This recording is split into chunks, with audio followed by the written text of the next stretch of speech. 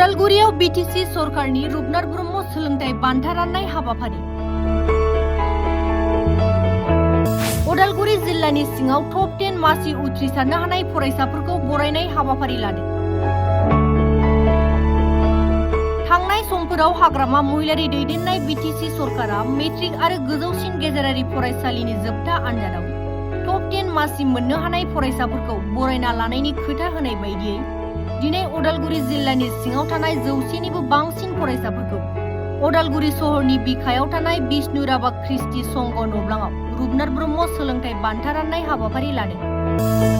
बीटीसीनि लेङाइ गाहाय मावफुं सोद्रोमा रिहन दैमारिया मासि लानानै दैदेननाय दिनैनि बे बान्था राननाय हाबाफारिखौ गावनि बेसेन गोसा बिबुंथिनि गेजेरजों बेखेवना होयो लाइमोन बीपीएफ हान्जानि दैदेनगिरि रिन्जय बर'आ।